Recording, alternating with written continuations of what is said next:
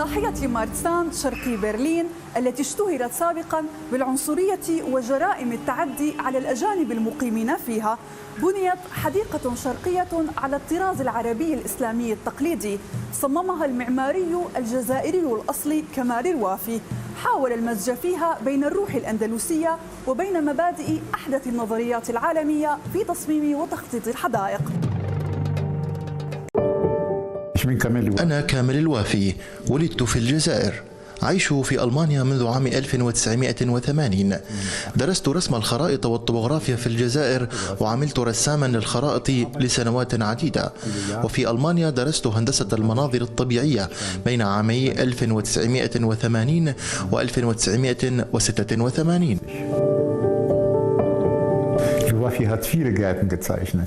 الوافي صمم حدائق كثيرة، لكن أهم هذه التصميمات في مسيرتي المهنية هي الحديقة الإسلامية في حي مارتسان في برلين التي تعكس شيئا من ثقافتي، والثانية هي معرض حدائق العالم في مدينة هانوفر. هناك كانت نقلتي النوعية.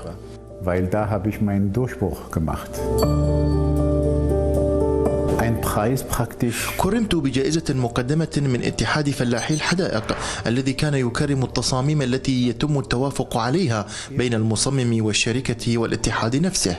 حصلت على هذه الجائزة عام 2001 عن مشروع معرض حدائق العالم. هناك جوائز أخرى حصلت عليها. في كل مسابقة أشارك فيها وأفوز أحصل على المرتبة الأولى، في أرشيفي العديد منها. في برلين كانت لدي الفرصة أن أعكس ثقافتي وأريها للعالم. في حديقة حي مارتسان أن تأكل مثلا فاكهة وترمي بذورها فستنبت شجرة منها.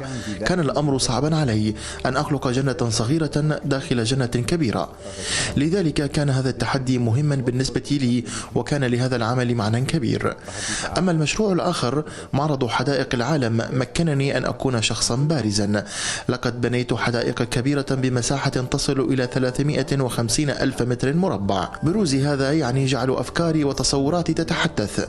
حديقتي اليوم تبدو بشكل، وبعد غد ستبدو بشكل آخر. هدفي أن أشارك دوما في المسابقات وأنجح فيها. حاليا أشارك في مسابقتين، واحدة في برلين وأخرى كبيرة جدا في الجزائر.